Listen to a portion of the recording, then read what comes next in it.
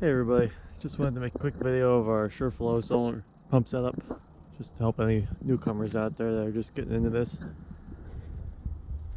see a little bit of everything there.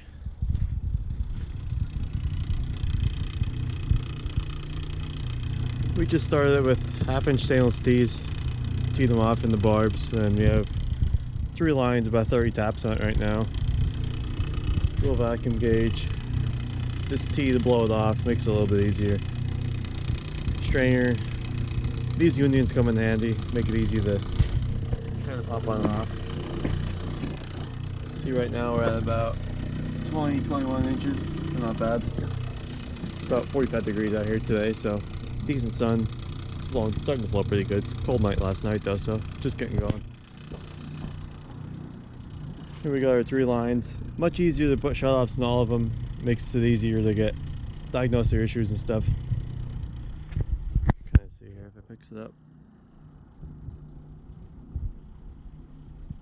Flowing pretty decent. Just getting started for today. See here, it's relatively flat ground. A couple zigzag up through here, and then one end's here, one end's over there, and then we have one line that goes way up, about 300-400 feet up. So it's quite a bit of tubing, but it works well. Once you find all your leaks, it has to be a tight system. Make sure everything's tight, all your fittings are tight. Eventually see everything moves forward, doesn't move backwards anymore. Bubbles are pretty slow. You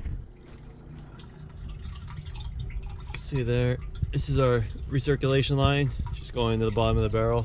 Then we have it. Let's pipe back into our manifold. Have it on a valve. It's just barely cracked open. It's just enough to keep the manifold wet. You can see a lot of that sap. Most of it's just recirculation. And we piped in a second barrel for this year just because we keep filling this first one up. Alright, and we have over here wire that goes over to our battery box. This we just came up with this year. This is our second year with the surflow setup, and then first year on solar. So we just got 3 marine batteries in there, connected in parallel, and then just got this Renogy solar charger, MPPT. We tried a couple of the Amazon knockoff ones, but we have a 250 watt panel, and all the Amazon ones, this panel outputs 30 volts, and all the other ones that's not MPPT will knock it down to 12 volts, so you're cutting your amperage way down. So this new controller is definitely working out. It's pretty sunny today.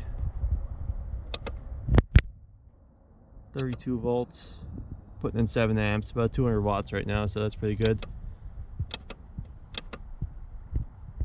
Pump's drawn 1.5 or so, so all's good. And then I have just a little inverter here, and that runs our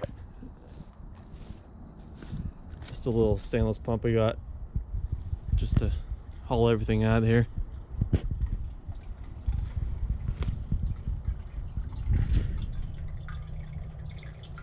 See there, here we can take a quick walk up.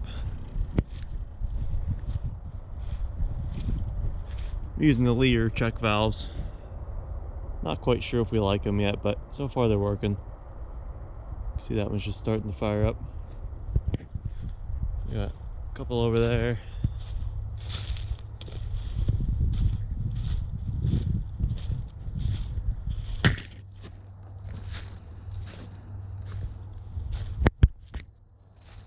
And this one runs way up there, but you can see it's flowing nice.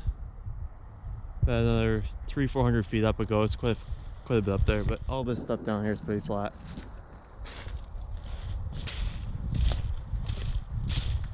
It's starting to drip pretty good earlier. Oh yeah, you can see it going now. The camera picks up on that. That's flowing really nice now.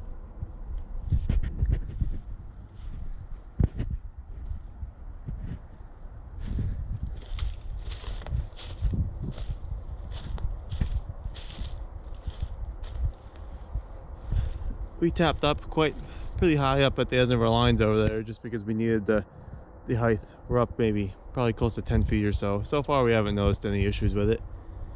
We have about 10 taps a piece on each line.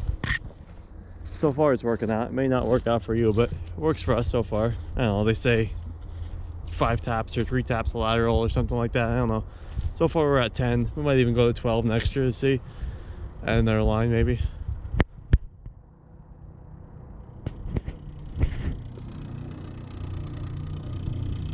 Yeah, about 21 inches or so.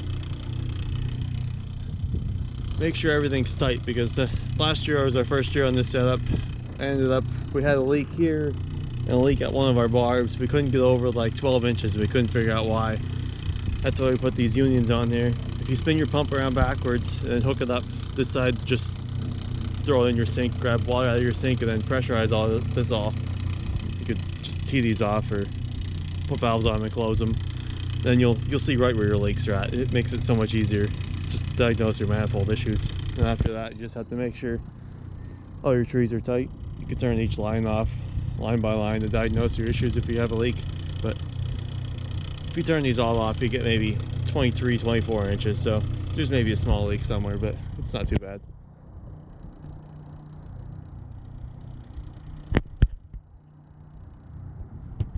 This is middle of March here in Northeast Pennsylvania, so we're wrapping up our season now. It's getting near the end.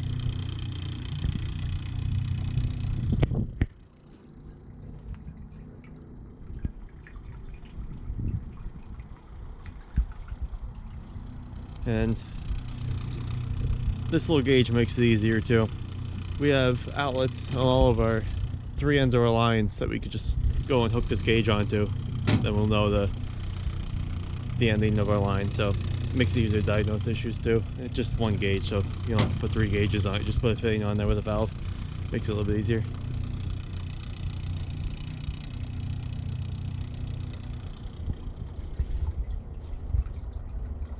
Alright, I hope this helped you all out. Oh, one more thing.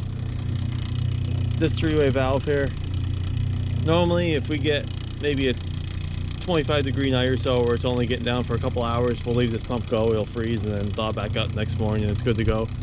But if we say maybe another 20 hours or so that it's going to freeze, we'll take this, open it to our lines to drain everything off, and then open it to our pump, flush the pump, all the water out of the pump, and then just put this so it's pointing here to here, so if it does start running, it just drains into our barrel, and then this pump is nice and dry, so we can come back the next morning or next day or whenever it is, put it back on here, and then fire back up again.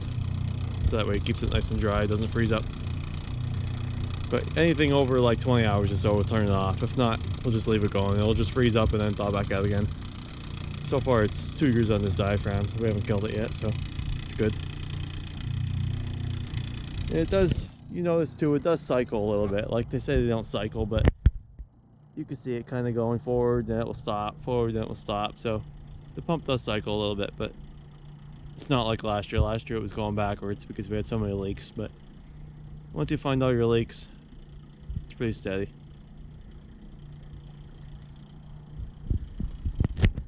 Well, I hope this helped some new guys out that are just getting into this setup, or maybe you're bored watching YouTube one summer. Alright, thanks for watching.